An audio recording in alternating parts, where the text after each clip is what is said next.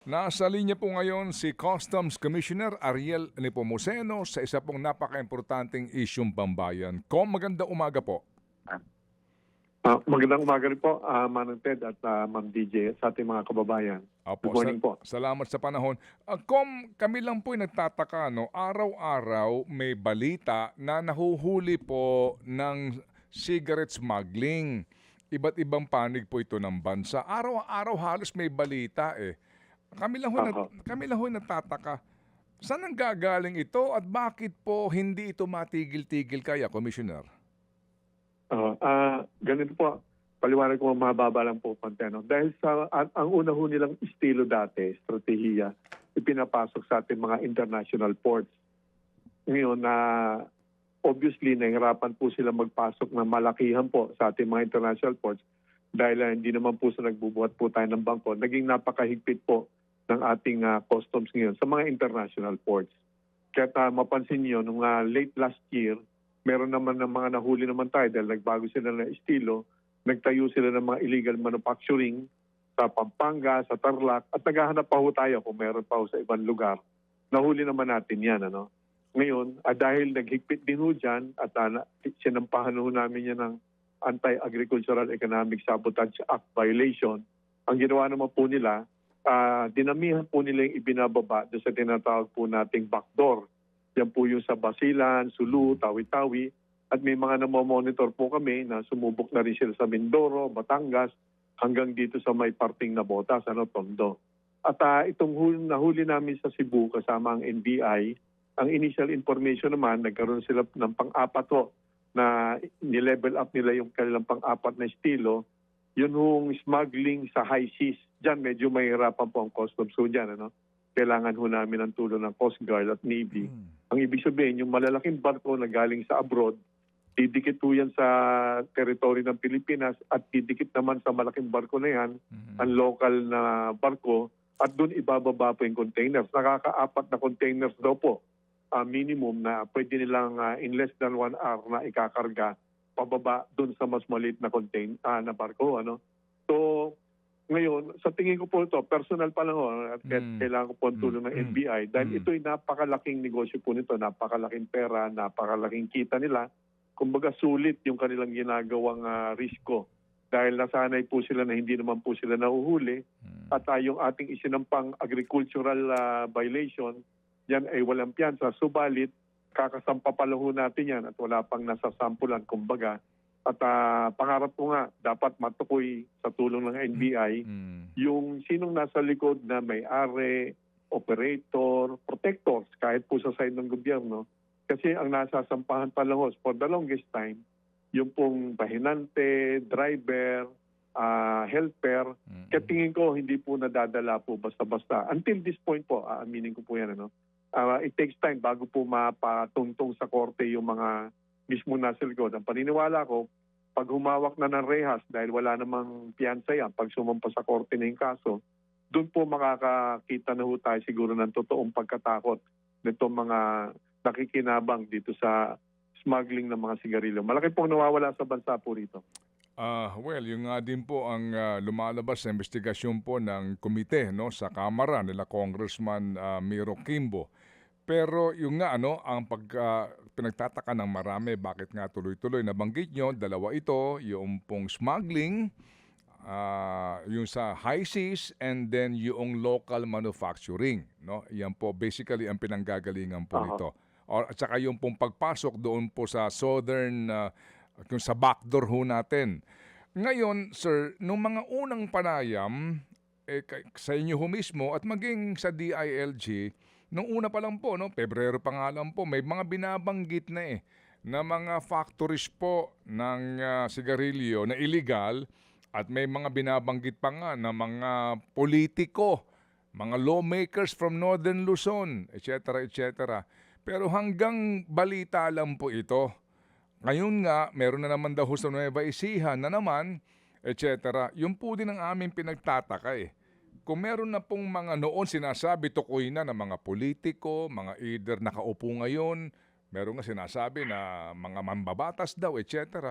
Pero hanggang ngayon po, yun nga, parang sorry sir, parang hanggang press release lang yung ang nangyayari. Ano ba problema niyo doon kung meron man, sir?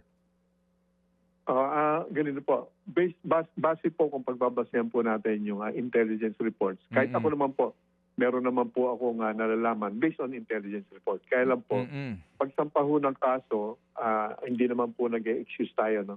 Pagsampa po ng kaso, yun pong trabahong binabanggit po ninyo, hindi ko po ito pinapasa sa PNP. No? Mm-mm. Kaya lang, sila po ang nauna sa intelligence diyan at sila po yung may poder.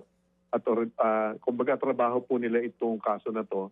Kaya kami rin ho mismo, naghihintay ho kami sa investigation po ng CIDG Mm. dahil unang-una sila may kapasidad dyan. Pangalawa, hindi po kami at this point pwedeng makipag-agawan dun sa trabaho na yan. Kami ay supporting role dun sa nangyaring raid po dun sa Tarlac at Pampanga. Kaya ang isa po kung okay lang po, banggitin ko, isa nga pong i-request po namin sa Kongreso sana, kung po pwedeng gawing miyembro sana ang Bureau of Customs doon po sa yung Anti-Agricultural Economic Sabotage Council. Opo. Kasi naunawaan ko po kung bakit wala dyan ang BOC nung gawin niyang batas na yan. Marahil wala pong tiwala sa BOC, naintindihan ko po yan. Kaya lang, kapag hindi po kami miyembro ng council na yan, lagi lang po kami aasa. Pag yan po ang ginamit na batas, kumbaga supporting role po ang BOC. At this point nga po, mayroon na po ako mismo sulat sa Office of the Solicitor General kung paano pwede namin gawin doon sa mga nahuli namin pero ibang topic na po yun. No? Okay. So, Opo. medyo komplikado po ito. No? So, doon po sa katanungan nyo, based on intelligence reports, meron po tayo. Kaya lang, pag yun ang ginamit natin, hindi po ito mananalo sa korte, madi-dismiss lang po ito. Kailangan po na solid na testimonya, ebidensya na pwedeng gamitin pagsampa po ng kaso sa korte po. Sige. So, kumbaga ihiwalay natin kasi po itong mga raid sa mga illegal na paggawaan ng sigarilyo, kapag po nandito na po yan sa mga lokalidad, out na nga ang customs din. Kasi nga Bureau of Customs sila mga pantalampong kanila pong sakop. Sige po, naunawaan po natin yan. Pero Commissioner, doon po sa sinasabi din ninyo na sa backdoor dumadaan and then doon po may mga politiko na padrino ito, nabanggit nyo rin po dati yan. Kumusta ho naman po yung ugnayan ninyo sa DILG halimbawa o maging sa DTI? Kasi po kaya siguro ito hindi matigil-tigil kasi ano po ito, lucrative. Pagpasok doon sa LGU, humantong sa kalupaan, umaabot na po sa mga sari-sari store. Kapag ho ba ganyan, paano ho ba dapat po ang kilos ng gobyerno? Pag nakalusot na po sa pantalan, na ibaksak na ito, na-smuggle na po ito, humahantong sa mga sari-sari store sa mga probinsya. Tama ko kayo. Malaking labanan po talaga ito, Manoted. At aaminin ko kahit to araw-arawin ng BOC ito, kailangan talaga namin ng tulong ng ibang ahensya. Kasama na rin yung LGUs talaga. Kaya nga formal nga po akong dumudulog sa samahan po ng mga League of City Mayors, League of Municipalities, na halimbawa lang po ito, kapag nahuli na namin at ibinigay naman namin ng informasyon sa isang syudad, sa pinuno po ng syudad or munisipyo, sana'y wag na nilang bigyan po ng business permits po yung mga yon para po tulong-tulong ko kami rito. Ngayon, pagdating po sa mga tindahan, dulo na po yan ang labanan. Aaminin ko po, given na sa prioritization po ng customs ngayon, ang utos ko sa akin mga tauhan, unahin muna namin sa aming pantalan, sa main sources. Pagdating naman ho sa backdoor, sa Basulta, nakikipagdirekta po akong ugnayan sa Philippine Navy at nagpapasalamat ako kay Rear Admiral John Reyes. Nakaka 2.2 billion worth na po silang nahuli po dun sa area na yon. At ang trabaho ko naman, pag nahuli na, siguro doon huwag makakalabas sa merkado, yung mga nahuli na. Otherwise, paikot-ikot lang po itong problema. Ang kailangan naman po namin tulong muli, pagdating sa full investigation, kailangan po namin ng CIDG, ng NBI. Kaya't nga, yun nga po, talagang inaamin ko po, hindi po kaya ng Bureau of Customs. Pagdating po sa sampahanan ng kaso, kailangan namin ng tulong talaga ng ibang ahensya po. Sige po. Meron lang pong tanong si Chacha on a separate subject matter. Yes Go, po. Cha. Commissioner, kamusta po yung inirereklamo ng truck operators natin na port congestion? Nasolusyonan na po ba ito? Ganito po ma'am, may development naman po, lalo na nung huli tayo nagkaroon ng panayam dito sa inyong istasyon. Ang gumalaw naman na po ng todo si Secretary Frederick Go dahil level na po ito ng mga secretaries ng DOTR, DTI at ng Department of Finance. Ano? Ang nangyari na po dyan dahil po meron pong publication requirement, yung tinatawag po nating simula lang na solusyon, yung Joint Administrative Order, required po kasi na may publication yan. Yung pong panawagan na magkaroon po ng mga contribution or inputs, yung iba't ibang sangay ng pamahalaan plus yung mga maapektuhan po ng mga stakeholders. Ngayon po yung deadline nila itong araw na to na makapag-submit po sila ng mga kanilang mga tingin, pananaw, doon po sa draft ng JAO, yung JAO. Binigyan po sila lahat ng kopya na yan. Sana nga po ma-approve niya. Pag pumasok po mamayang within the day, lahat ng inputs nila, deadline nila, ang sabi sa amin ng DOF, give or take 2 weeks, i-integrate yan, magre-react. Hopefully within 2 weeks, pag tapos na po yan, mapirmahan na po yung Joint Administrative Order. Ngayon, ganito po yun. Pag napirmahan po yun, hindi po yun yung solusyon na kagad. Ano? Simula lang po yun ng aksyon na kung saan po, sa draft po na yun, kaya lang karagdagan trabaho po sa BOC, pero okay lang naman po sa akin.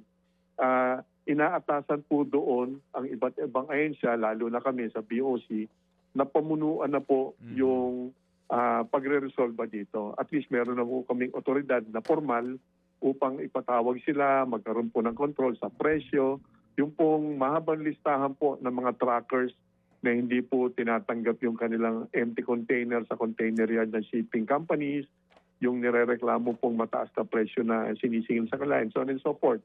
Magkakaroon na po kami ng kapangyarihan at karapatan na pamunuan po, simulan po yung posibleng resolution po dito sa paulit-ulit pong port congestion. Ngayon, meron din congestion sa NAIA.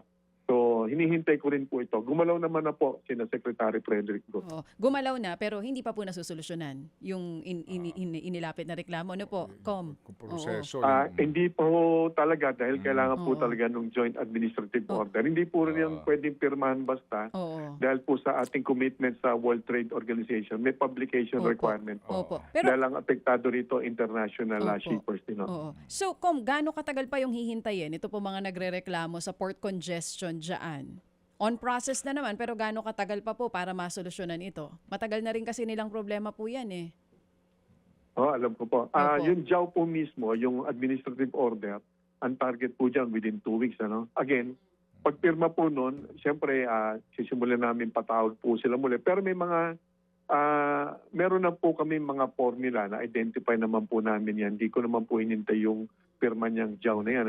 Meron na po kami mga na-identify na short-term, long-term solutions.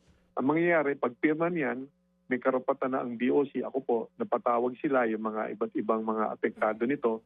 Yung apektado, meaning biktima at sanhi nitong problema natin, upang imungkahi o ilaban, kasi hindi naman po papayag basta-basta. Halimbawa, kokontrol na natin yung presyo, siyempre, papalag naman po yung mga maapekto ang shipping lines. So may intramurals pa ho yan. Hindi po matatapos within 2 weeks to. What happens after 2 weeks, yung simula pa lang po ng paghahanap natin, pag-identify, at ilalaban po isang mga solusyon na sa tingin po namin, tingin ko po personal, yung po yung makakatulong dito sa problema. Okay, sige po. So it's a long, tedious process, pero ang kagandahan ngayon, nagsisimula na po ito. At dito ho, kinakailangan po ng haba ng pasensya po ninyo at sipag kasi nga wala ho naman lang sa inyo, no? Ang susi po dito, kailangan din po ng mandato na nanggagaling sa itaas. Yun po yun Commissioner. Tama po. Okay. Opo, iba't ibang ahensya po ito Marami po ahensyang involved po rito. Sige po. Salamat, Com, sa inyo pong panahon. Kami aantabay din dyan sa inyo pong mga pagkilos din bilang bahagi po nitong komite, although wala kayo sa batas, no, doon sa Anti-Agricultural Smuggling, yung Sabotage Act, pero ito lang pong inyong kampanya laban po sa mga sigarilyo na puslit. Salamat po, Commissioner. Mga kapatid, patuloy po kayong tumutok sa 105.9 True FM para sa totoong balita, informasyon, music, and entertainment. Mag-subscribe sa aming YouTube channel at podcast at sundan nyo kami sa Facebook, Instagram, X at TikTok sa True Network PH. Bisitahin din po ang aming official website, truefm.ph. At panoorin din kami sa True TV Signal, Channel 19. Kami po ang 105.9 True FM. Laging true sa'yo, kapatid.